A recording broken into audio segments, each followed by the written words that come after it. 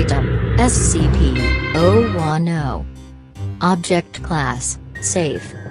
Special Containment Procedures. This objects comprising SCP-010 are to be kept in numbered locked boxes in a high-security facility. They are not to be worn except by test subjects. SCP-010 are only to be removed from storage for testing. Description: SCP-010 consists of 6 apparently identical cast iron collars with numbered metal tags and 1 remote control. The control is SCP-010-1. The colors are SCP-010-2 through 010-7. The collars contain intricate electric components and are powered by small 5 mm diameter, 2 mm thick 100V batteries. These batteries are rechargeable. The remote is a heavy black box resembling an old-style hand-held radio transmitter, receiver with a primitive blue-white cathode ray screen and a series of more than 100 unlabeled buttons, as well as a frequency tuner. Through trial and error, the frequencies of all 6 currently found collars have been discovered. A label in Russian is stamped into the metal along with a logo consisting of workers building a pyramid. No official Russian corporation or government agency uses this logo or matches the words stamped into the metal. Placing the collar around the neck of a person and securing it allows one to control their every movement with the remote.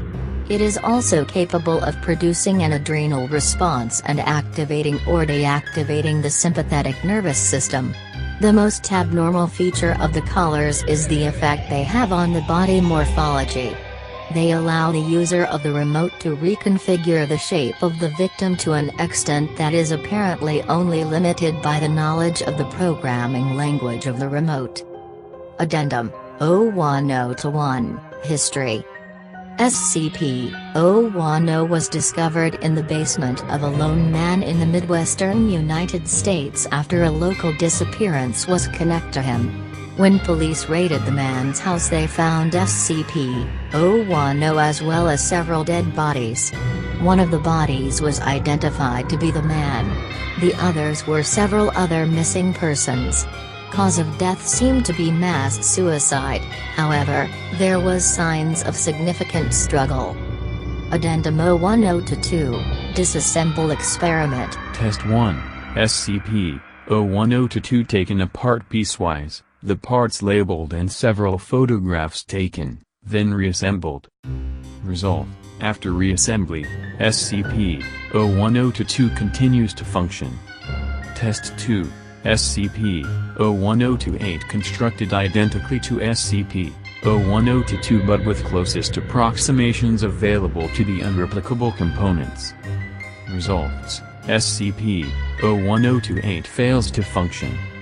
Test 3, unreplicable components from SCP-010-2 placed into proper locations on SCP-010-8. Results: SCP-010-2 ceases functioning with removal of components. SCP-010-8 begins functioning. Test 4, components returned to SCP-010-2. Replicable components in SCP-010-2 replaced with replicas. Results: SCP-010-2 begins functioning with return of components. Changing replicable components for replicas does not significantly reduce functionality. Replacement of a damaged transmitter decreased time from transmission to effective SCP-010-2 response to commands entered in the remote by 12%. Addendum 010-3. SCP-010 has been demonstrated to work more effectively in creating unskilled labor than any other task. Attempts at replicating SCP-010 through 010-7 using modern-day components, the device does not function. Results are that SCP-010 through 010-7 cannot be mass-produced.